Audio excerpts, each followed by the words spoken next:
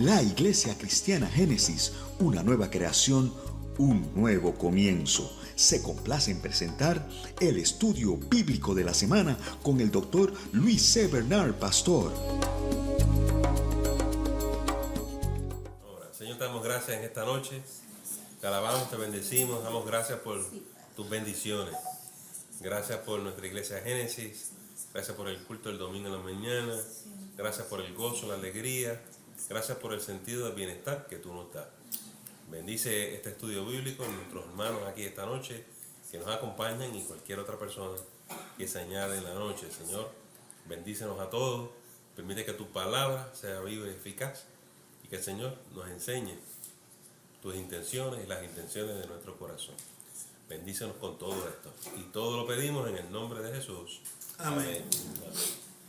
Bueno, vamos a hacer un pequeño recuento del 17, donde lo dejamos la semana pasada. Ustedes saben, habíamos terminado el episodio de Sansón con Dalila y empezamos a ver a un hombre llamado Micaía, que su mamá hizo unas estatuillas, ¿te acuerdan? Unos ídolos. Entonces Micaía cogió a su hijo y lo puso como sacerdote, ¿verdad? Y parece que el asunto no fue lo más bien, no fue muy bien. Y entonces luego apareció un levita que subió de Judá. Están en la tribu de Efraín, más al norte.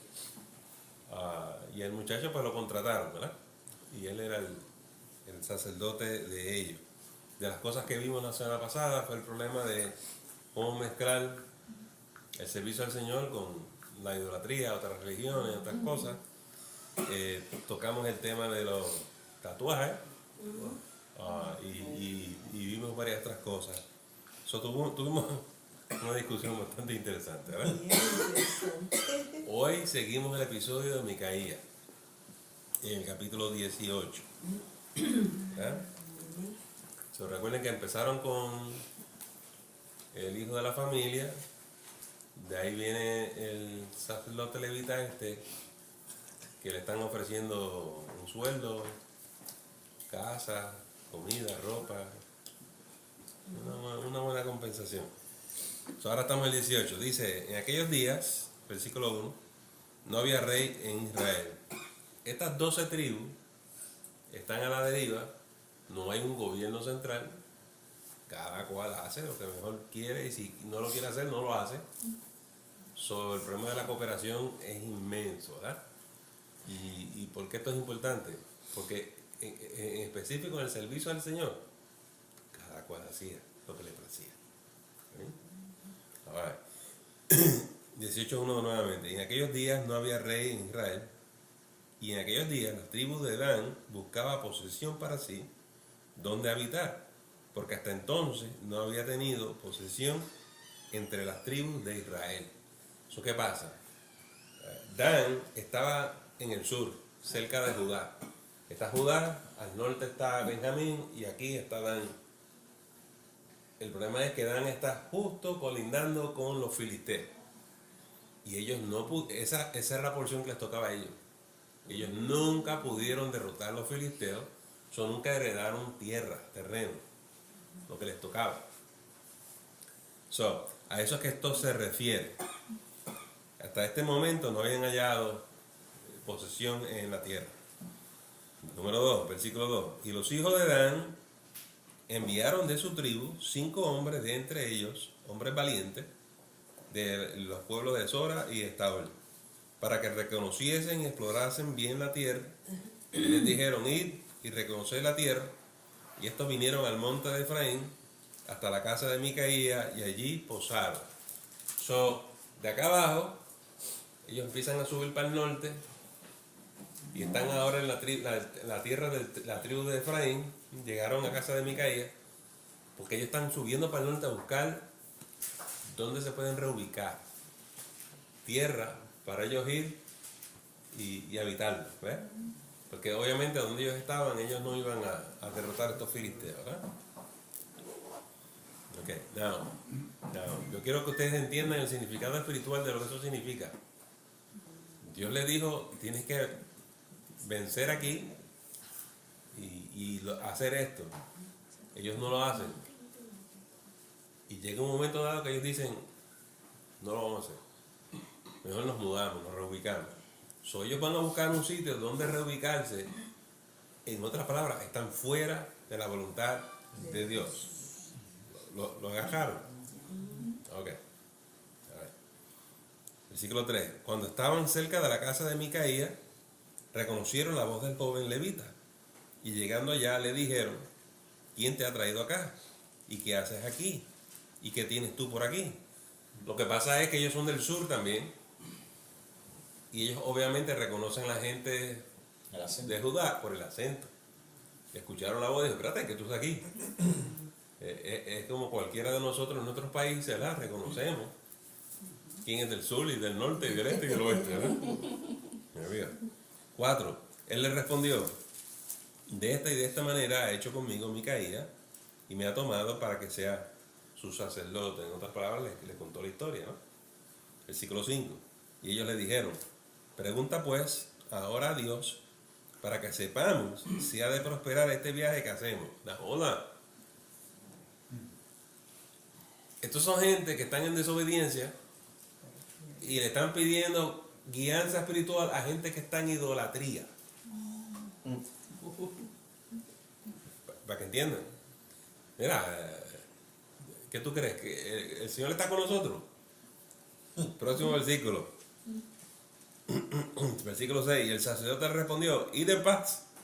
Delante de Jehová está vuestro camino, ¿en qué andáis? Muchachos, ustedes están más que bien. Ustedes sí que están bien. Pero ellos saben que estas personas son idólatras, pastor. Seguro si ya tú vas a ver ahorita que le van a decir a sus compatriotas, chacho, tiene ídolos allí, tiene estatuas. Esta gente es como nosotros, gente va a pedir. Y peor, se van a llevar este muchacho, el sacerdote de las estatuas, con todas las estatuas, se lo van a llevar para que él sea el sacerdote de ellos.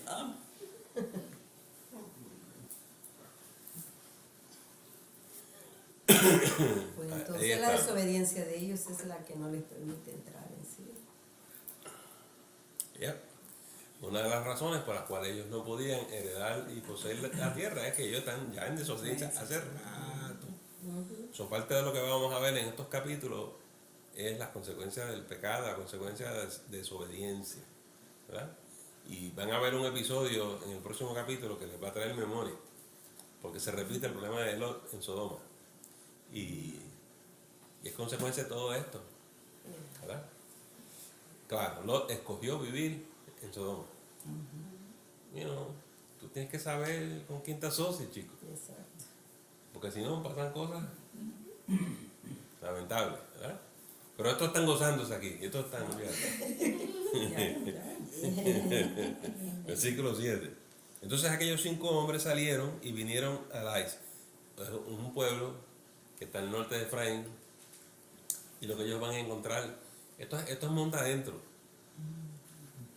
esto es campo, y es un sitio tranquilo, y la gente que vive allí, tú vives allí, yo vivo aquí, y ya está, nadie se mete con nadie, ¿entiendes? Allí no hay gobierno, allí no hay grandes comerciantes, es un sitio para vivir tranquilo.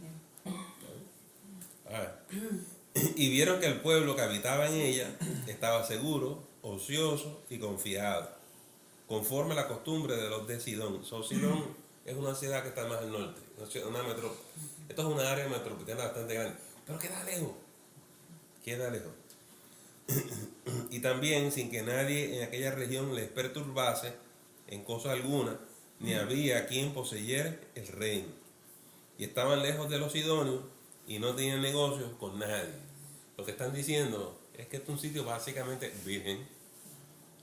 No hay nadie con grandes intereses, no hay nadie importante, no hay alcalde, no hay rey, no hay nada. O sea, este es un sitio perfecto para ellos venir a atacar y conquistarlo y quedarse con todo aquí.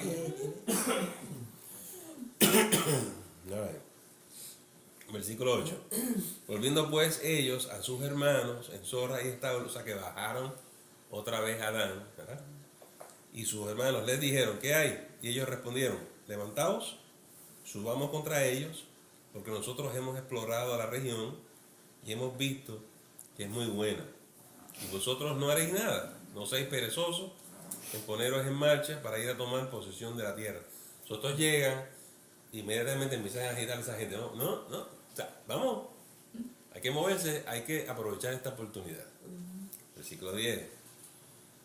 Cuando vayáis, llegaréis a un pueblo confiado y a una tierra muy espaciosa, pues Dios la ha entregado en vuestras manos, lugar donde no hay falta de cosa alguna que haya en la tierra.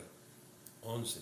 Entonces salieron de allí, de Zorra y Estaol, 600 hombres de la familia de Dan, armados de armas de guerra. ¿Okay? 600 hombres.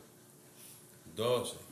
Y fueron y acamparon en Kiriat Jearim en Judá, por lo cual llamaron a aquel lugar el campamento de Dan hasta hoy, que está al occidente de Kiriat Jearim.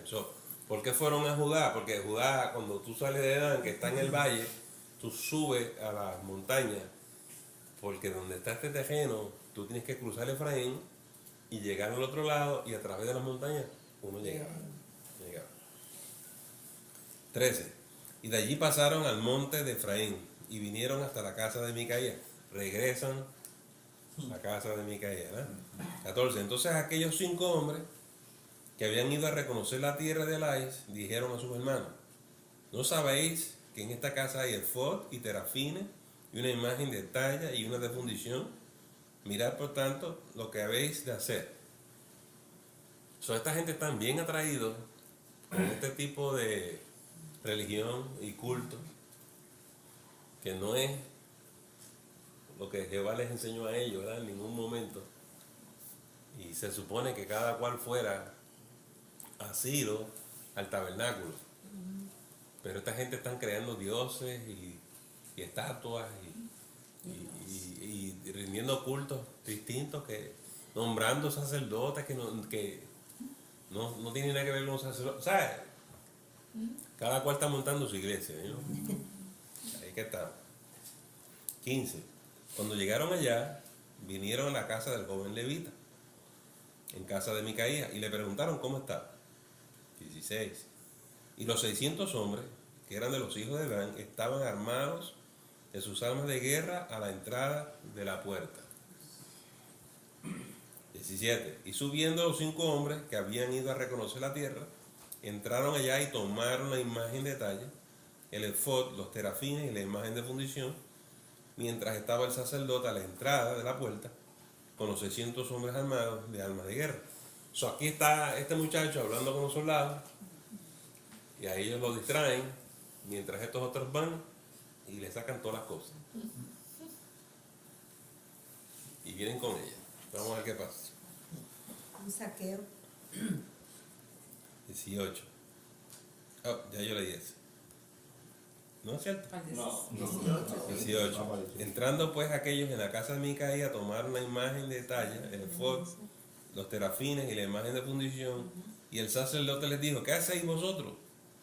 19. Y ellos le respondieron: calla, pon la mano sobre tu boca y vente con nosotros, para que seas nuestro padre y sacerdote. La semana pasada hablamos de esto de ser padre, ¿verdad? Es mejor que seas tú sacerdote en casa de un solo hombre que de una tribu y familia de Israel. En otras palabras, Cacho, cállate, esto es un ascenso. Esto no es. Tú estás aquí trabajando con este hombre en su casa. Tú vas a ser el sacerdote de toda una tribu. ¿Verdad? Y a veces pasa que hay pastores que están en iglesias pequeñas y le ofrecen iglesias grandes y se las dejan para grandes. ¿Verdad? Es una gran oportunidad. El Señor me está bendiciendo.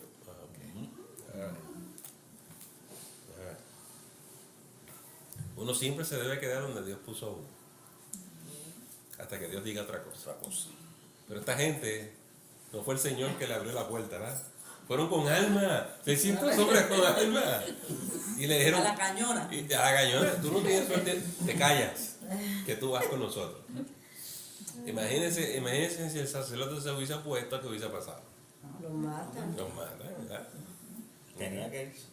Tenía que ir. Ok, 20, ¿verdad? Sí. Y se alegró el corazón del sacerdote. cual tomó el efod y los terafines y la imagen y se fue en medio del pueblo. No, piensen en esto. A veces cuando uno deja la iglesia de uno, uno la llora. Y pasan años. Uno piensa, ¿verdad? En eso. Y para los pastores, la primera iglesia de uno, ese es el primer amor. Eso se queda ahí, esa es tu iglesia. Y este estaba lo más contento. Porque es un asalariado. Él llegó allí porque le ofrecieron plata y dinero. Y él les dijo, yo vengo buscando trabajo. Pues toma, te ofrecen. A ver, aquí estamos. Él estaba prestando servicios religiosos y llegaron esta gente y le ofrecieron más. Ahora va a predicar en una mega iglesia. Ya. Una mega church. Una mega church. A ver. Bueno, no me quiero meter mucho en los líos de los pastores. Pues. Imagínate.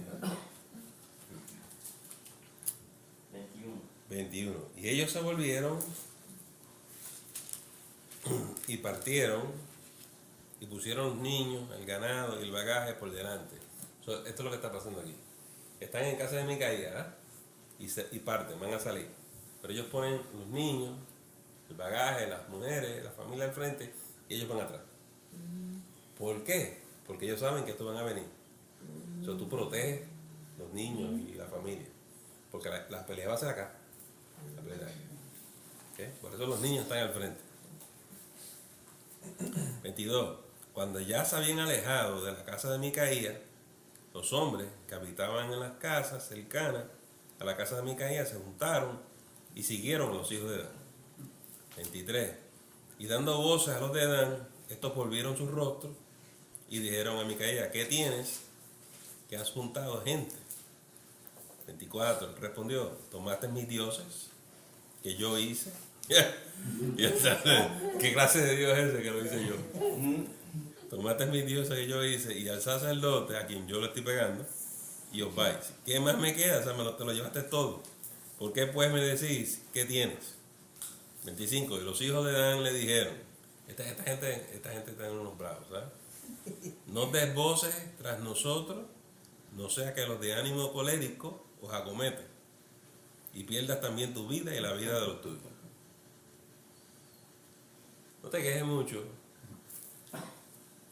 porque no estamos aquí para tolerar ninguna queja. Oiga, se meten en su casa, lo roban a usted y se supone que usted se calla la boca y no puede decir nada. Estilo mafia. Estos son israelitas contra israelitas. Estos son los siervos del Altísimo. Este es el pueblo de Dios. Lo que el texto nos está tratando de decir es, cuando abandonamos al Señor, el servicio a Dios, nos degeneramos y nos comportamos como bestias, ¿verdad? Y caemos en depravación y caemos así. Por eso Caín mató a Abel y todas estas cosas, ¿verdad? Eso es lo que el texto nos está enseñando, la consecuencia de la idolatría, la consecuencia de no servir al Dios verdadero. Muchas veces nos preguntamos, ¿por qué estas cosas pasan en esa iglesia? ¿Qué sé yo? Bueno, hay que ver cómo es su religión ahí, ¿verdad? Si es genuina, si es auténtica, sí o no, ¿verdad? Y yo no estoy hablando de doctrina, estoy hablando si estamos sirviendo al Dios verdadero, sí o no. Amigo, ¿dónde me quedé más? 26, va para el 26. Y prosiguieron los hijos de Dan su camino, y Micaía, viendo que eran más fuertes que él, volvió y regresó a su casa. 27. Y ellos llevando las cosas que había hecho, Micaía, juntamente con el sacerdote que tenían, llegaron a Lais, al pueblo tranquilo y confiado, y los hirieron a filo de espada, y quemaron la ciudad. Este era un pueblo tranquilo. La gente no molestaba a nadie, chicos. Y los mataron a todos, ¿no? 28. Y no hubo quien los defendiese, porque estaban lejos de Sidón, y no tenían negocios con nadie. Y la ciudad estaba en el valle, que hay junto a Bet-rehob. Luego reedificaron la ciudad y habitaron en ella. Y llamaron el nombre de aquella ciudad Dan, conforme el nombre de Dan, su padre, hijo de Israel. Bien, que antes se llamaba la ciudad de Lais. 30. Y los hijos de Dan levantaron para sí la imagen de talla, y Jonatán, hijo de Gersón, hijo de Moisés, él y sus hijos fueron sacerdotes en la tribu de Dan hasta el día del cautiverio de la tierra. Now, este es el escándalo. Llevamos 2 capítulos y nunca se nos dice quién es el levita joven este. En este versículo le están diciendo que es el nieto de Moisés. Bien feo. Okay. All right. Y así tuvieron 31 levantada entre ellos la imagen de talla que Micaía había hecho todo el tiempo que la casa de Dios estuvo en Silo. So, esta gente se dedicó a la idolatría. Esto es lo que nos quieren enseñar. Y esto pasó hasta que se los llevaron en el cautiverio. ¿Se dieron cuenta que dijeron eso? All right. Pasó bastantito tiempo. So, hay distintos cautiverios. La primera es cuando los filisteos les cogen el arca en Silo, se lo llevan. Y esa gente sufrió, ¿verdad? Pero hay un cautiverio mucho más grande, y es cuando usted sabe que eventualmente hay 2 reinos, el norte y el sur. Toda esta gente pertenece al reino del norte, y estas son las 10 tribus perdidas. Se los llevaron en el cautiverio y han desaparecido.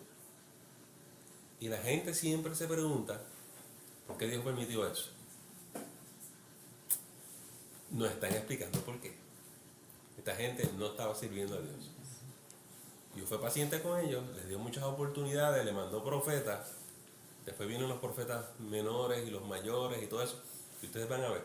Pero nunca respondieron. Esa es la consecuencia de la idolatría. El reino del sur sobrevive porque el templo está en Jerusalén, ¿verdad? Y Judá, de donde vienen los judíos, sobrevive porque esa gente se dedicó al templo, ¿verdad? Eso es bien importante. Por esto pasa en Sodoma y Gomorra, que bajó fuego del cielo y los consumió porque eran perversos, eran unos depravados, unos degenerados. Lo que la Biblia nos está diciendo es que llega un momento donde Dios interviene en juicio. Y nos parece que no, pero así es. No, coge mucho tiempo a veces en lo que Dios, porque Dios es paciente con la gente y le da oportunidad. Pero llega el momento que Dios tira la línea. ¿Sí? Comentarios del capítulo 18. Vamos a ver un episodio muy feo ahora en el capítulo 19, que nos trae memoria de Lot en Sodoma y Gomorra. ¿Tá? 19. Aquellos días, cuando no había rey en Israel, hubo un levita que moraba como forastero en la parte más remota del monte de Efraín, el cual había tomado para sí mujer concubina de Belén de Judá. Este levita también es forastero, ¿verdad? Y está ya viviendo en Efraín, en esta tribu, y en su esposa, su concubina, que también es sureña, de Judá. Okay. Versículo 2. Y su concubina le fue infiel, y se fue a la casa de su padre, a Belén de Judá, y estuvo allá durante 4 meses. Y se levantó su marido, versículo 3, y la siguió para hablarle amorosamente y hacerla volver. Y llevaba consigo un criado y un par de asnos, y ella le hizo entrar en la casa de su padre. Recuerden que vive ¿dónde? En Efraín. Baja a Judá a buscar su esposa para llevársela para atrás. ¿Está bien? 4. Y viéndole el padre de la joven, salió a recibirle gozoso, y le detuvo su suegro, el padre de la joven, y quedó en su casa 3 días comiendo y bebiendo y alojándose allí. 5. Al 4.º día, cuando se levantaron de mañana, se levantó también el levita para irse. Y el padre de la joven dijo a su yerno: conforta tu corazón con un bocado de pan y después os iréis. Versículo 6. Y se sentaron ellos 2 juntos y comieron y bebieron. Y el padre de la joven dijo al varón: yo te ruego que quieras pasar aquí la noche y se alegrará tu corazón. Como ustedes ven, el suegro lo que está tratando es atrasar la cosa, no quiere que su hija se vaya, ¿no? No perder su hija. Ya digo. Versículo 8, ¿no? Al quinto día, levantándose de mañana para irse, le dijo el padre de la joven: conforta ahora tu corazón y aguarda hasta que decline el día. Y comieron ambos juntos. 9. Luego se levantó el varón para irse, él y su concubina y su criado. Entonces su suegro, el padre de la joven, le dijo: y aquí, ya el día declina para anochecer, te ruego que paséis aquí la noche. He aquí que el día se acaba, duerme aquí para que se alegre tu corazón, y mañana os levantaréis temprano a vuestro camino y te irás a tu casa. El hombre lo único que quería era buscar a su muchacha e irse, chico. Eso es todo. 10. Mas el hombre no quiso pasar allí la noche, sino que se levantó. O sea, el hombre ya dijo: hasta aquí llegó. Me voy sin que sepa. Se fue. Sino que se levantó y se fue, y llegó hasta enfrente de Jebus, que es Jerusalén, con su par de asnos ensillados y su concubina. 11. Y estando ya juntos a Jebus, el día había declinado mucho. Y dijo al criado a su señor: ven ahora y vámonos a esta ciudad de los jebuseos para que pasemos en ella la noche. 12. Y su señor le respondió: no iremos a ninguna ciudad de extranjeros que no sea de los hijos de Israel, sino que pasaremos hasta Gabá. Y dijo a su criado: ven, sigamos hasta uno de estos lugares para pasar la noche en Gabá o en Ramá. Dice: yo no me voy a quedar en casa de ningún no creyente, incircunciso. Yo quiero estar con los hijos de Dios, entre los cristianos, ¿no? Yo quiero ir para allá. A ver lo que le va a pasar. 14. Pasando pues, caminaron, y se les puso el sol junto a Gabá, que era de Benjamín. La gente de Benjamín, como Efraín y Dan, están en la misma onda, ¿está bien? 15. Y se apartaron del camino para entrar a pasar allí la noche en Gabá. Y entrando se sentaron en la plaza de la ciudad, porque no hubo quien los acogiese en casa para pasar la noche. El concepto de la hospitalidad es muy grande en esta época. Y uno a veces, dice la Biblia, recibe extranjeros, ¿verdad? Y es un gran honor y privilegio atender visitas. ¿Sí? Y darle alojamiento en su casa y darle de comer. Eso es un privilegio. Hoy en día eso se ha perdido, ¿eh? ¿Qué usted quiere? ¿Me puedo quedar esta noche aquí? No. ¿Cómo a usted se le ocurre? Hay un hotelito. Ya. Pero cuando nosotros éramos pequeños, ¿verdad? Nos metían todos los niños en un cuartito para dar el cuarto a la visita. Ya, era la cosa. 16. Y aquí un hombre viejo que venía de su trabajo del campo al anochecer, el cual era del monte de Efraín, y moraba como forastero en Gabá, pero los moradores de aquel lugar eran hijos de Benjamín. Eso están explicando que aunque este va para Efraín y aunque se encontró con un señor de Efraín, están en el terreno de la tribu de Benjamín. Mira, al otro lado está Elsa, es tuya. Cógela que no te dejan entrar esta. Van para el hotelito. Sí. 17.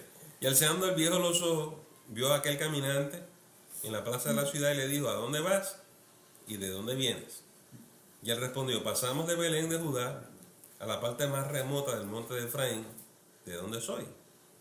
Y había ido a Belén de Judá, mas ahora voy a la casa de Jehová y no hay quien me reciba en casa. Lo que está pasando aquí es que le está diciendo: no, yo voy para Efraín.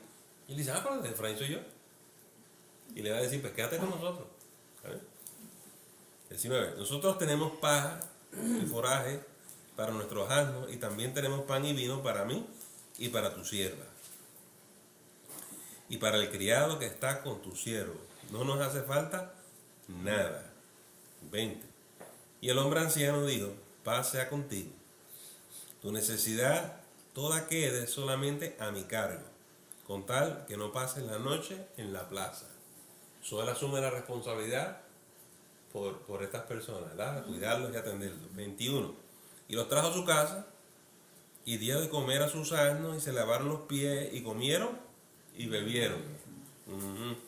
22. Pero cuando estaban gozosos, y aquí que los hombres de aquella ciudad, hombres perversos, rodearon la casa, golpeando la puerta, y hablaron al anciano, dueño de la casa, diciendo: saca al hombre que ha entrado en tu casa para que lo conozcamos. ¿Dónde está leído eso antes? Sodoma y Gomorra. En Sodoma y Gomorra. Los Ángeles. Lo que pasa es que aquellos eran ángeles, esto no es ningún ángel, pero y esta gente tiene la misma actitud que los sodomitas. Y vamos a ver este episodio, que a mí es una cosa horrible, fea, lo que vamos a ver aquí esta noche. 23. Y salió a ellos el dueño de la casa y les dijo: no, hermanos míos, os ruego que no cometáis este mal, ya que este hombre ha entrado en mi casa. No hagáis esta maldad. Dicho sea de paso, para la gente que se pasa excusando lo que ocurre en el Génesis 19 en Sodoma, aquí tienes otro incidente, lo mismo. Porque aquí en Estados Unidos dicen: no, si yo lo que quería era hablar con él, no lo querían sodomizar ni nada. No, y entonces aquí tenemos otro. Lo que pasa es que poca gente conoce este episodio. ¿Eh? Y la gente se cree los cuentos que hacen estas personas. 24. He aquí mi hija virgen. Esto es peor todavía. El Señor le dice: no, mira, he aquí mi hija virgen y la concubina de él. Yo la sacaré ahora, humillarla y hacer con ellas como parezca. Y no hagáis a este hombre cosa tan infame. Nada. Hace la mía, pero no hay. Y coge la esposa del caballero este. So, los hombres están puestos para cuidar y proteger sus hijas, su familia, su esposa. ¿Qué pasa aquí?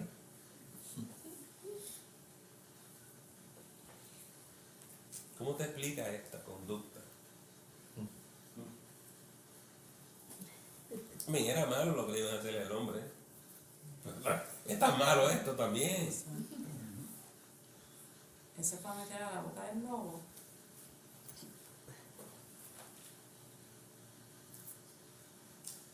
Lo que estamos observando, el patrón es: en ningún momento nadie se detiene a pensar la voluntad de Dios.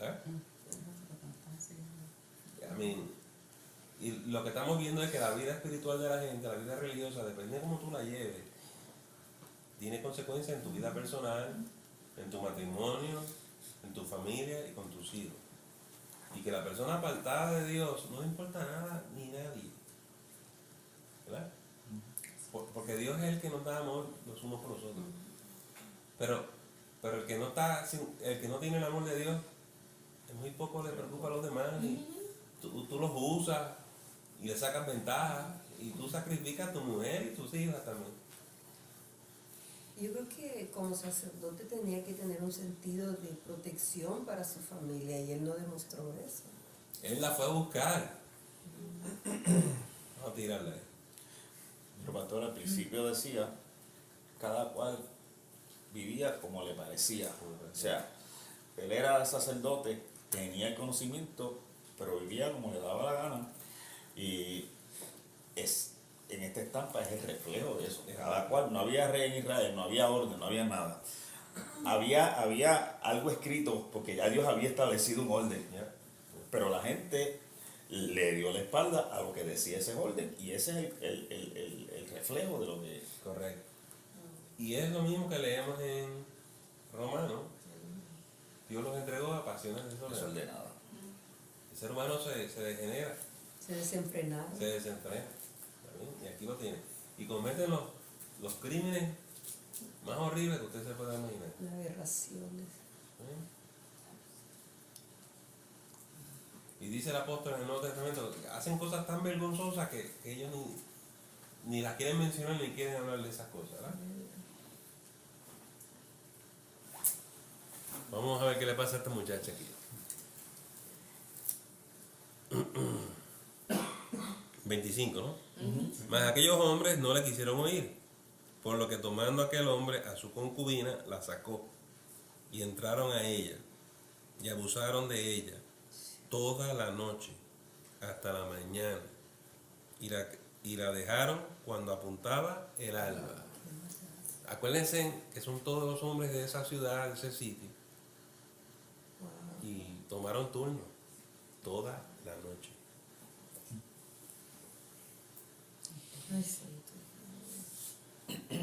26. Y cuando ya amanecía, vino la mujer y cayó delante de la puerta de la casa de aquel hombre donde su señor estaba, hasta que fue de día.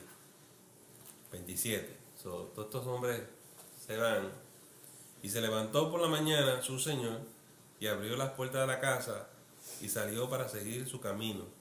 Y aquí la mujer, su concubina, estaba tendida delante de la puerta de la casa, con las manos sobre el umbral. Él le dijo: levántate y vámonos. Pero ella no respondió. Entonces la levantó el varón, y echándola sobre su asno, se levantó y se fue a su lugar.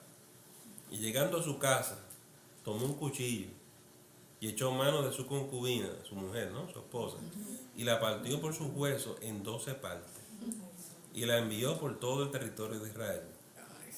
30. Y todo el que veía aquello decía: jamás se ha hecho ni visto tal cosa, desde el tiempo en que los hijos de Israel subieron de la tierra de Egipto hasta hoy. Considerad esto, tomad consejo y hablar. Wow. Nada. Ahí hizo canto, ¿eh? Ahí la pidió en canto, pero déjeme darle la explicación para que usted entienda lo que está pasando. La ofensa fue tan grande contra él y su esposa, se la mataron. Se la mataron. A mí esto fue cruel. Imagínense la tortura de una mujer siendo abusada, violada toda la noche. No es que la violaron una vez, toda la noche. A mí, usted no tiene corazón, la maldad. Este hombre tampoco tiene, él estaba solo allí, él no puede pelear con toda esa gente, esos hombres, pero él quiere justicia. Y en esta época, lo que él está haciendo es mandándole un pedazo a cada tribu de la injusticia que se cometió. Y él está explicando a todas las tribus qué hicieron con su esposa. Porque hay una obligación de las tribus de hacer justicia y vengar el pecado. Porque asesinaron, no es que la violaron, que eso está mal. Encima de eso la mataron. Y él reclama la sangre del vengador, que es el Goel en hebreo. Estas 12 tribus van a responder y van a ir a hacer la guerra a esta gente, que es el próximo capítulo. ¿Estamos listos? Vamos a ver. Bien. Capítulo 20. Entonces salieron todos los hijos de Israel y se reunió la congregación como un solo hombre, desde Dan hasta Berseba, y la tierra de Galaad a Jehová en Mizpa. Y los jefes de todo el pueblo, de todas las tribus de Israel, se hallaron presentes en la reunión del pueblo de Dios, 400,000 hombres de a pie que sacaban espada.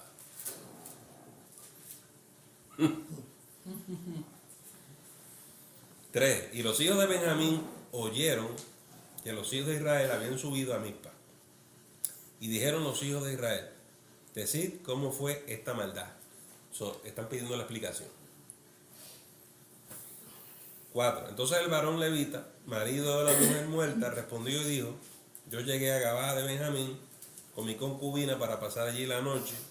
5. Y levantándose contra mí, los de Gabá rodearon contra mí la casa por la noche con idea de matarme y a mi concubina.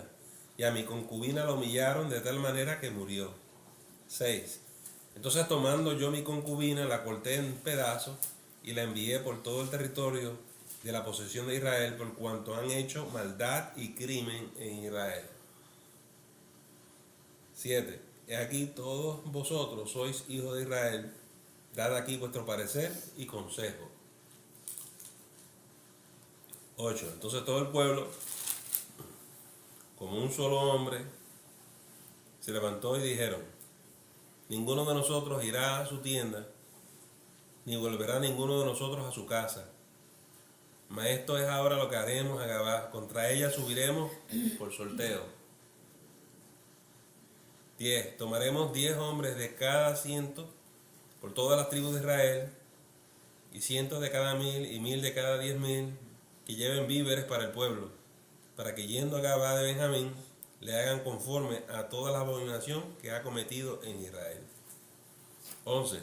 Y se juntaron todos los hombres de Israel contra la ciudad, ligados como un solo hombre. 12. Y las tribus de Israel enviaron varones por toda la tribu de Benjamín, diciendo: ¿qué maldad es esta que ha sido hecha entre vosotros? O sea, el dicho aquí es si le van a hacer guerra a toda la tribu de Benjamín, o solamente a los de esa ciudad, o solamente a los que cometieron el crimen. ¿Usted me entendió? 13. Entregad pues ahora a aquellos hombres perversos que están en Gabá, para que los matemos y quitemos el mal de Israel. Mas los de Benjamín no quisieron oír la voz de sus hermanos, los hijos de Israel. Esta gente son unos bravos. No. ¿Y qué? Si la violaron y la mataron, ¿y qué? Esos son de los nuestros y aquí no, se van todos ustedes. El problema es que son 400,000. Dice, sino que los de Benjamín se juntaron en las ciudades en Gabá para salir a pelear contra los hijos de Israel. 15. Y fueron contados en aquel tiempo los hijos de Benjamín de las ciudades 26,000 hombres. Pero ellos son bravos y van a ellos, ¿usted me entendió? Que sacaban espada, sin los que moraban en Gabá, que fueron por cuenta 700 hombres escogidos. 16. De toda aquella gente había 700 hombres escogidos que eran zurdos, todos los cuales tiraban una piedra con la honda a un caballo y no erraban, a un cabello, perdón, y no erraban. 17. Y fueron contados los varones de Israel, fuera de Benjamín, 400,000 hombres que sacaban espada, todos estos hombres de guerra. 18. Luego se levantaron los hijos de Israel y subieron a la casa de Dios y consultaron a Dios diciendo: ¿quién subirá de nosotros el primero en la guerra contra los hijos de Benjamín? Y Jehová respondió: Judá será el primero. 19. Se levantaron pues los hijos de Israel por la mañana contra Gabá, y salieron los hijos de Israel a combatir contra Benjamín, y los varones de Israel ordenaron la batalla contra ellos junto a Gabá. 21. Saliendo entonces de Gabá, los hijos de Benjamín derribaron por tierra aquel día 22,000 hombres de los hijos de Israel. Estos benjamitas eran unos bravos, ¿saben? Eran unos bravos. 22. Mas reanimándose el pueblo, los varones de Israel volvieron a ordenar la batalla en el mismo lugar donde la habían ordenado el primer día. Porque los hijos de Israel subieron y lloraron delante de Jehová hasta la noche y consultaron a Jehová diciendo: ¿volveremos a pelear con los hijos de Benjamín, nuestros hermanos? Y Jehová les respondió: subid contra ellos. 24. Por lo cual se acercaron los hijos de Israel contra los hijos de Benjamín el segundo día. Y aquel segundo día, saliendo Benjamín de Gabá contra ellos, derribaron por tierra otros 18,000 hombres de los hijos de Israel, todos los cuales sacaban espada. O sea, el segundo día vuelven, y los de Benjamín vuelven a ganar. Por eso ellos no echaban para atrás. Estos eran unos bravos. ¿Está bien? 26. Entonces subieron todos los hijos de Israel y todo el pueblo y vinieron a la casa de Dios y lloraron y se sentaron allí en presencia de Jehová y ayunaron aquel día hasta la noche y ofrecieron holocaustos y ofrendas de paz delante de Jehová. ¿Qué está pasando aquí? Señor, si tú nos has enviado y estamos haciendo justicia conforme a tu palabra, porque es así, ¿qué pasa? ¿Por qué estamos siendo derrotados? Pero ellos se consagran, se van a ayunar. No noten que están buscando de Dios. Ustedes nunca ven a la gente de Benjamín orando y clamando a Dios. Estos no, estos van. 27. Y los hijos de Israel preguntaron a Jehová, pues el arca del pacto de Dios estaba allí en aquellos días. Y Finés, hijo de Eleazar, hijo de Aarón, ministraba delante de ella en aquellos días. Y dijeron, ¿volveremos aún a salir contra los hijos de Benjamín, nuestros hermanos, para pelear? ¿O desistiremos? Y Jehová dijo, subid, porque mañana yo os los entregaré. Y puso Israel emboscadas alrededor de Gabá. O sea, ellos cambiaron su estrategia.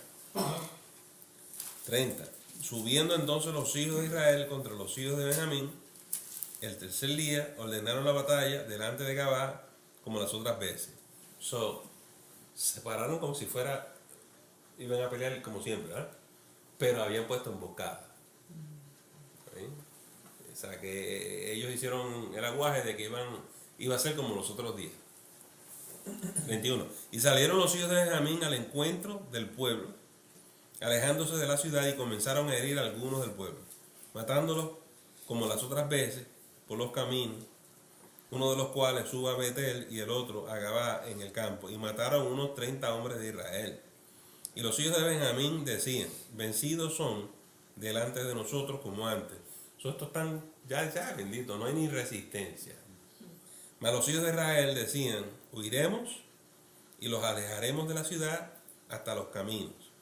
Entonces se levantaron todos los de Israel de su lugar y se pusieron en orden de batalla en Baal-Tamar, y también las emboscadas de Israel salieron de su lugar, de la pradera de Gabá.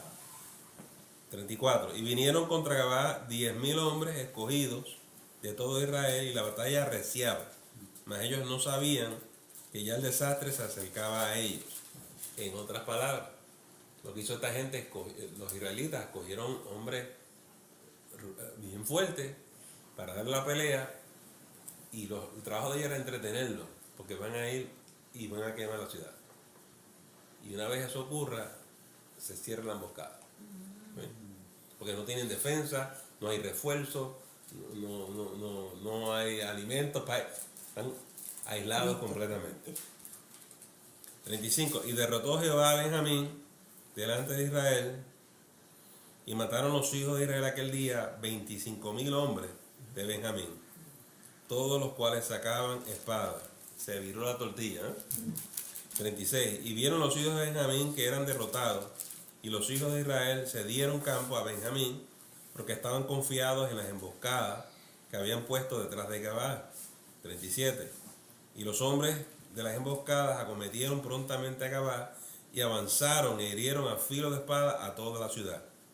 Y era la señal concertada entre los hombres de Israel y las emboscadas, que hicieran subir una gran humareda de la ciudad. 39. Luego pues que los de Israel retrocedieron en la batalla, los de Benjamín comenzaron a herir y a matar a la gente de Israel como 30 hombres, y ya decían, ciertamente ellos han caído delante de nosotros como en la primera batalla. 40. Mas cuando la columna de humo comenzó a subir de la ciudad, los de Benjamín miraron hacia atrás, y he aquí que el humo de la ciudad subía al cielo. Entonces se volvieron los hombres de Israel, y los de Benjamín se llenaron de temor, porque vieron que el desastre había venido sobre ellos. Muy tarde, ¿no? 42. Volvieron por tanto la espalda delante de Israel hacia el camino del desierto, pero la batalla los alcanzó, y los que salían de las ciudades los destruían en medio de ellos.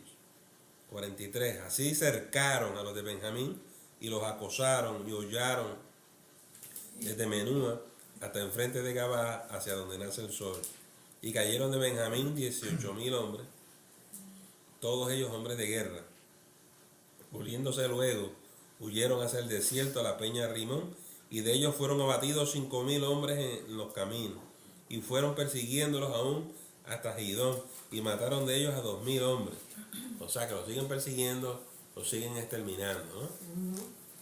46. Fueron todos los que de Benjamín murieron aquel día 25,000 hombres, que sacaban espada, todos ellos hombres de guerra. Pero se volvieron y huyeron al desierto, a la peña de Rimón, 600 hombres, los cuales estuvieron en la peña de Rimón 4 meses. Estos se metieron ahí y se protegieron. 4 meses duraron.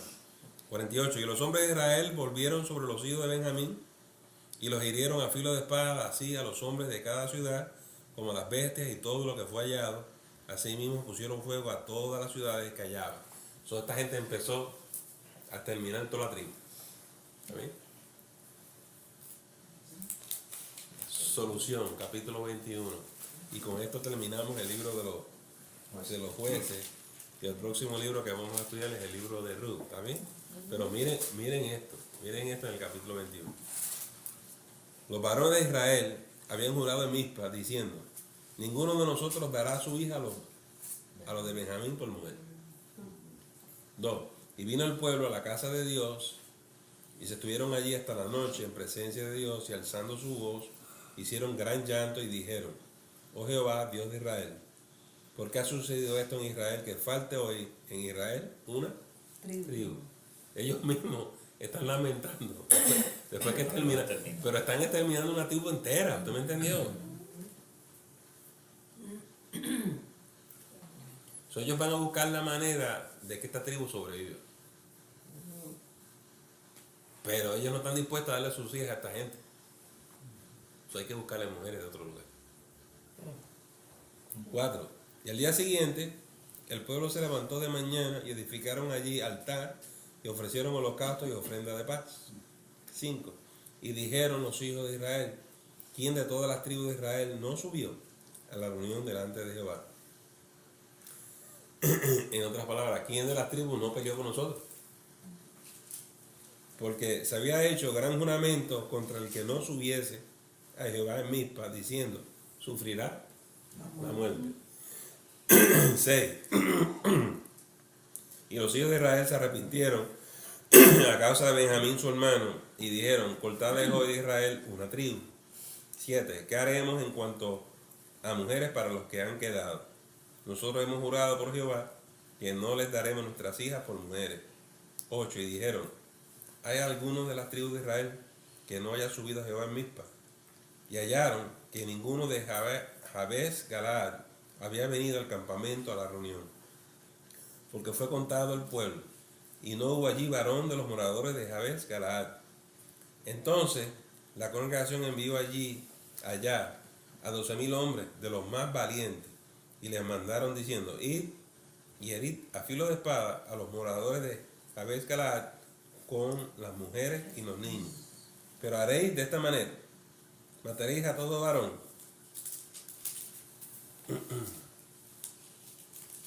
y a toda mujer que haya conocido ayuntamiento de varón. O sea, todos los matrimonios, ¿verdad? Entonces, y hallaron de los moradores de Jabes Galaad 400 doncellas que no habían conocido ayuntamiento de varón, y las trajeron al campamento en Silo, que está en la tierra de Canaán. Toda la congregación envió luego a hablar a los hijos de Benjamín que estaban en la peña de Rimón, y los llamaron en paz. ¿Se acuerdan? Los 400 que están escondidos. 14. Y volvieron entonces los de Benjamín y les dieron por mujeres las que habían guardado vivas de las mujeres de Jabes Galaad, mas no les bastaron estas. Y el pueblo tuvo compasión de Benjamín, porque Jehová había abierto una brecha entre las tribus de Israel. 16. Entonces los ancianos de la congregación dijeron: ¿qué haremos respecto de mujeres para los que han quedado? Porque fueron muertas las mujeres de Benjamín. Esta gente las mataron a todas. 17. Y dijeron: tenga Benjamín herencia en los que han escapado, y no sea exterminada una tribu de Israel. Pero nosotros no les podemos dar mujeres de nuestras hijas, porque los hijos de Israel han jurado diciendo: maldito el que diera de mujer a los benjaminitas. 19. Ahora bien, dijeron: he aquí que cada año hay fiesta solemne de Jehová en Silo, que está al norte de Betel, y al lado oriental del camino que sube de Betel a Siquem, y al sur de Lebona. 20. Y mandaron a los hijos de Benjamín diciendo: id y poned emboscadas en las viñas. Listo. 21. Y estar atentos cuando veáis salir las hijas de Silo a bailar en coros. Salid de las viñas y arrebatar cada uno mujer para sí de las hijas de Silo idos a la tierra de Benjamín.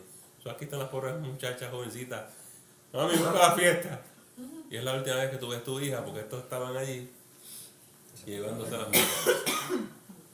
22.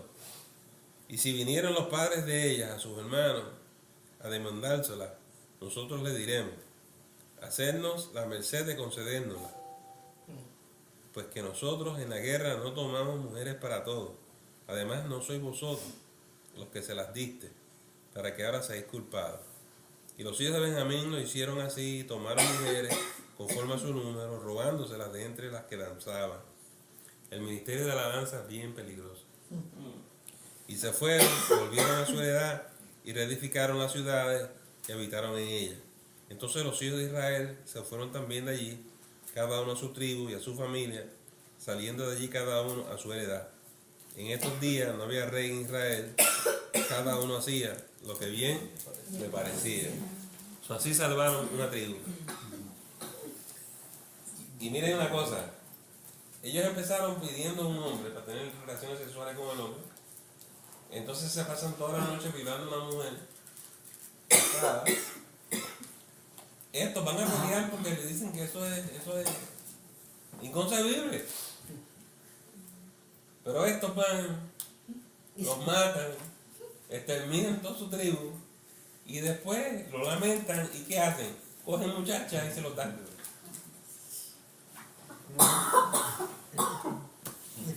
Por eso que estaban peleando. Por lo que le hicieron a la mujer. Y ahora lo están haciendo lo mismo.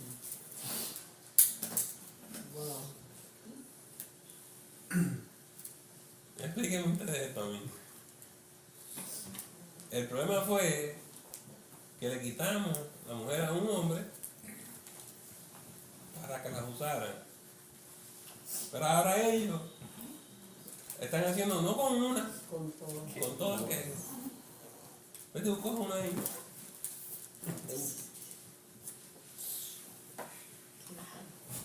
Yo necesito que usted me explique dónde está Dios entonces. No. Ahí no está, en ese momento yo creo que no hablaron con Dios, porque ahí no lo dice.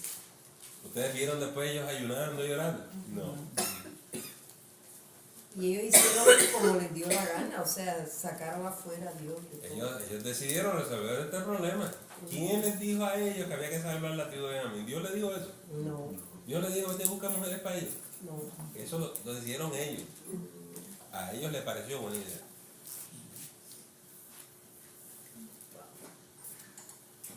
Entiendo yo también que son falta de entendimiento, porque si el Señor le da el visto bueno para que vayan a pelear, Dios sabe que eran israelitas también, Dios sabe que era una tribu también, eran falta de entendimiento, porque si te mandaron a exterminarlo, ¿cómo vas a pensar pensar que dejarlos como quiera? Yo no estoy seguro que Dios les dijo, vayan y extermínenlo. Es que se levantaran a pelear con los de Gabá. Ellos, como pelearon 2 días consecutivos, tanta gente, se enfurecieron y arremetieron contra toda esa gente. Les mataron hasta las mujeres, los hijos, todo. They never consulted God before deciding to go fight them, and I think that's why they lost the first 2 times. Ya.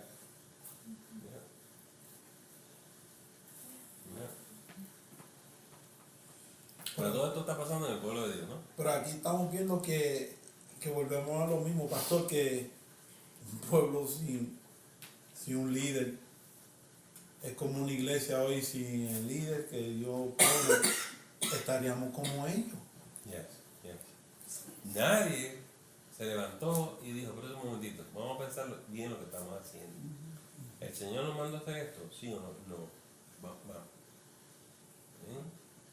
Claro, en el momento de la guerra y la batalla, las emociones corren, ¿usted me entendió? Y entonces los benjamitas mataron muchos de esta gente, ¿sabes? Días corridos. No razonaron.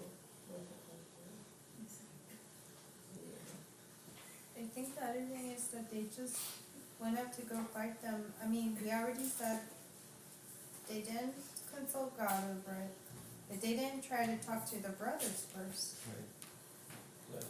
So, esto es un caso clásico donde la ira del hombre no obra la justicia de Dios. Se embrutece. Se embrutece. Entonces en la iglesia, cuando nos da mucho coraje, tenemos que aprender a parar, ponernos a orar y ver cómo nos calmamos y que Dios nos hable claramente. Si actuamos impulsivamente, esto es lo que ocurre. Esto es lo que ocurre. Muchas veces cuando nosotros le damos tiempo a las cosas, después uno dice, qué bueno que esperé porque Sí. si hubiese sido por mí, yo hubiese hecho esto y se echa todo a perder, ¿verdad? Pero 2 o 3 días después uno dice, fíjate, uno ve las cosas más claramente. Por eso es que la Escritura dice, pacientemente esperé a Jehová. A mí se inclinó y oyó mi clamor.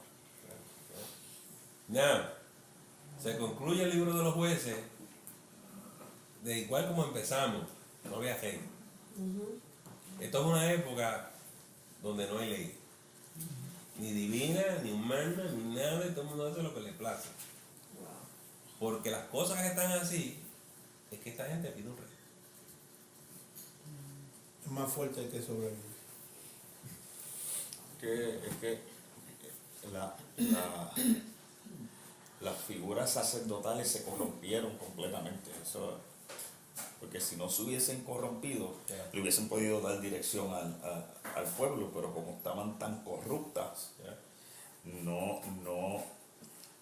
ejercieron el don que Dios le había dado.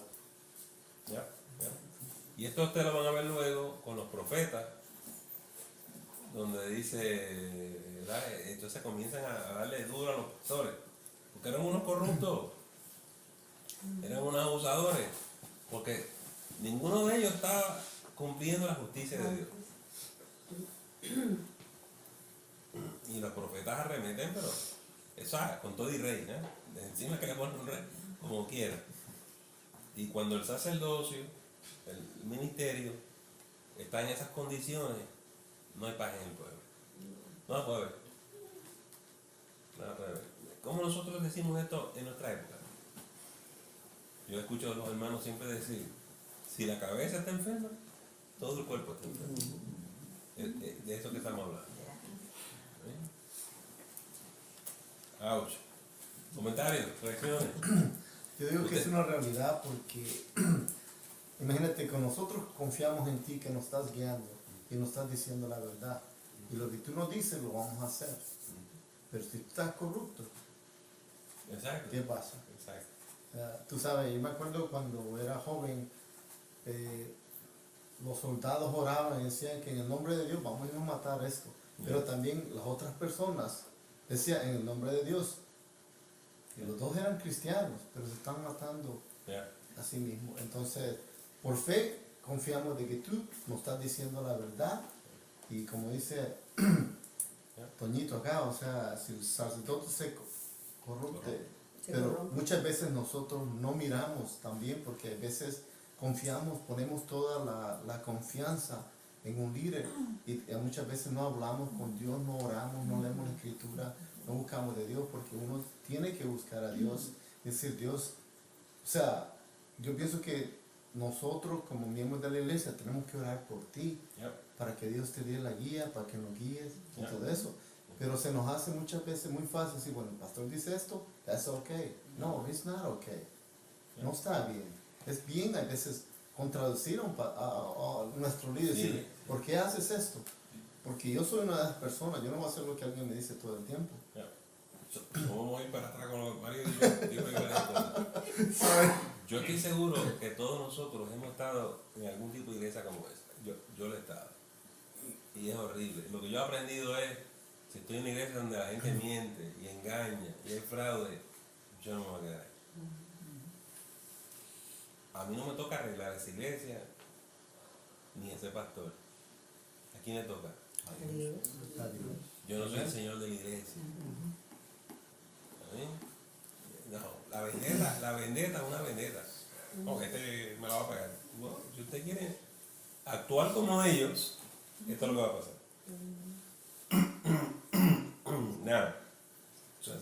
parte de lo que Mario estaba aludiendo. Segundo, el Señor pone pastores y líderes en la iglesia para guiarnos y dirigirnos. Pero usted no sirve al pastor ni nada. Aquí usted va a servir. Usted va a seguir la palabra. Porque hay ocasiones donde los pastores fallan y los pastores toman malas decisiones. Son seres humanos. Entonces ustedes son llamados a decirle, usted es nuestro hermano y yo no lo creemos y vamos a orar por usted. Pero considere esto. Y entremos en razón. ¿Usted me entendió? Para eso es el cuerpo de Cristo. Como dice Mario, a veces hay gente que no se atreve. Lo que yo le estoy describiendo es bien distinto. Yo no estoy animando a la gente a que hablen mal del pastor. O que lo critiquen. Porque eso es la gente lo que tiene es vendetta, tú sabes. A veces uno comete un error sin darte cuenta. Pues yo no necesito que dañe mi testimonio por todo el pueblo. ¿Verdad? Porque yo no soy malvado porque cometí un error, yo soy un ser humano. La gente que actúa con maldad, esa es otra cosa, Mario, esa es otra cosa, ¿verdad? Nada. Una cosa es que un pastor cometa un error o tome una mala decisión porque es ser humano, y otra cosa es que el pastor sea el perverso y el malo. Son dos ligas completamente distintas. Con el pastor que se equivoque, cometa un error, usted lo va a amar, usted lo va a perdonar, usted le va a apoyar. Somos llamados a eso. Como yo soy llamado a apoyarles a ustedes. Eso es bien distinto del pastor perverso, asalariado, ladrón, que no le importa nada la obra ni la iglesia. ¿Verdad? La gente dice, y déjenme decirle que hay gente que está equivocada. La gente dice, el pastor asalariado, eso es el pastor que tiene un sueldo. No, el pastor asalariado significa, como el que estábamos viendo ahorita aquí, estoy aquí por el dinero y si me hacen una mejor oferta me voy. Estoy aquí por el dinero y cuando llegue el momento de la dificultad, estoy aquí por la plata y por el dinero y lo que yo le puedo sacar, y yo no resuelvo ningún problema en la iglesia porque yo no me voy a meter en problemas. Yo no, allá ustedes. Eso es un asalariado. ¿Bien? Pero el pastor siempre es digno ¿de qué? De su salario. Eso es lo que dice la Biblia. Por favor, yo no te... Tú no vas a repetir un sueldo. Pero es que eso es lo que dice la Biblia. Yo no entiendo la mentalidad de la gente, ¿verdad? Y ahí yo tiro la línea y tengo que perseverar para enseñarle la palabra. El ministro asalariado, lo que eso significa, la connotación negativa, es completamente distinto. Completamente distinto. ¿Está bien? So, a veces alguien me viene a hablar y yo digo, gracias hermano, aprecio lo que me dijiste. Porque viene con toda sinceridad, con toda la amabilidad y yo la aprecio. Y yo aprecio que alguien me hable antes de que yo cometa un grave error. Pero si vienen con vendetta, a hacerme daño y a desacreditarme, oh no, yo no lo recibo. Yo no lo recibo de ninguna manera. ¿Eh? Uno tiene que aprender a discernir y a distinguir. ¿O usted acaso aprecia que alguien le venga a hacer daño a usted? Lo dudo mucho. No me pidan eso a mí, pues yo no lo voy a escuchar. Yo no lo voy a escuchar. Pero yo siempre pienso, pastor, que nosotros como miembros tenemos que orar por ti, tú sabes. Y yo pienso que muchas veces oramos por todo el mundo, pero muchas veces nos olvidamos de ordenar, o sea, orar por ti y tu familia.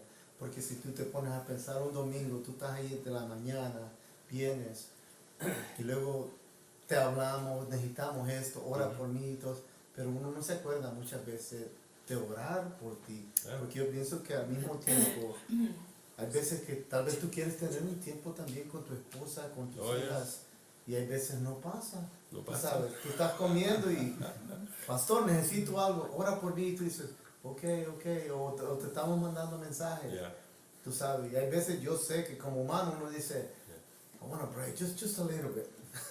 ¿Me entiendes? Y yo pienso que uno como miembro de la iglesia a veces no pensamos eso, porque tú dices, bueno, I just gotta call al pastor para que me ayude y que ore por mí, pero yo pienso que como miembros tenemos que orar mucho, mucho. Bueno, somos responsables unos de los otros. Amén. Eso es lo que hay, ¿está bien? Pero en este caso, no hubo un líder, no hubo nadie que les habló, que les guió, les trajo la palabra. Mira, ven acá. No, cada cual así, lo que les parecía. Y yo pienso, pastor, que muchas veces es fácil ver la historia porque podemos aprender, pero cuando nos pasa en el presente, muchas veces no miramos, pero muchas veces son cosas similares. Dios nos enseña a través de historia. Esto pasó, vuelve a pasar, pero no lo miramos. En resumidas cuentas, aplicando esta lección a la iglesia nuestra del siglo XXI, tenemos que tener mucho cuidado cuando tomemos decisiones. Esto glorifica al Señor Jesucristo, esto honra al Señor, esto está en su voluntad, porque ese es el proceso de liberación que ellos tienen que hacer y no hicieron.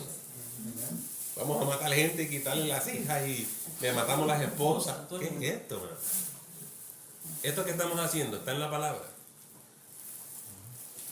Las iglesias tienen que aprender a tomar decisiones en la palabra, conforme a la voluntad de Dios y que esté en el Espíritu. Esto hay que hacerlo en oración.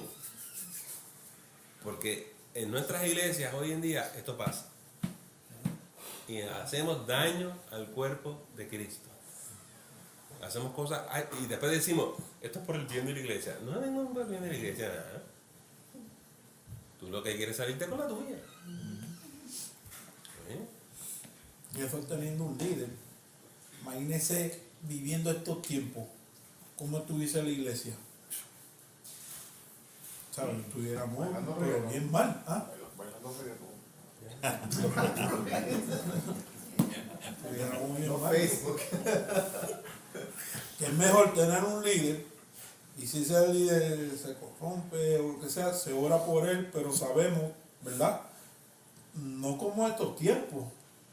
Ahí todo el mundo vivía, como dice ahí al final, como dice, estos días no había rey. En Israel, cada uno hacía lo que Uno salvaje. Pero ponte a pensar a veces, hay mucha gente corrupta, ¿quién quiere ser el líder? Tienes que... No. Yo no le recomiendo a nadie que pastoree esta gente. A nadie. Mira, desde que yo era muy pequeño, mi mamá siempre me decía, mi pastorcito, le digo, mira, ma, yo nunca quiero ser pastor, porque la responsabilidad, lo que Dios es gonna hold me to it, es muy grande. Y bromeamos con mi mamá, porque mi mamá siempre me decía pastorcito, le dice a mis hijos, a mis, tú sabes, sobrinos y todo, y le digo, mamá, es una responsabilidad tan grande, pero ella lo hace en buena manera, ¿me entiendes? Pero la responsabilidad de un pastor es bastante grande. el pastor también no quería ser pastor y mira, tuvo que seguir la punta del Señor. No, Dios se halla, o sea, tú sabes, me trata de esconderme, pero Él se halla. Cuando uno acepta un pastorado, usted está aceptando sobrellevar las cargas, y usted es el responsable de todo eso. Y es mejor que usted sepa lo que está haciendo para que salga bien, porque si no, todo el peso de la responsabilidad cae sobre usted. Tenga mucho cuidado antes de decir, yo voy a ser pastor, porque nos van a llamar a cuenta. Entonces, esa es la importancia de saber que cuando usted diga que sí al Señor, que sea la voluntad de Dios, ¿sabes? Y que sea el Señor que se lo está pidiendo, porque es un gran peso de responsabilidad. Pero hay sitios como este, que si a mí me llamaran a ver si yo los quiero para estudiar, yo voy a decir que no. Vamos a estar puestos en pie. Le agradecemos el habernos escuchado y no te debes perder la próxima edición del Estudio Bíblico de la Semana. Que el Señor te continúe bendiciendo.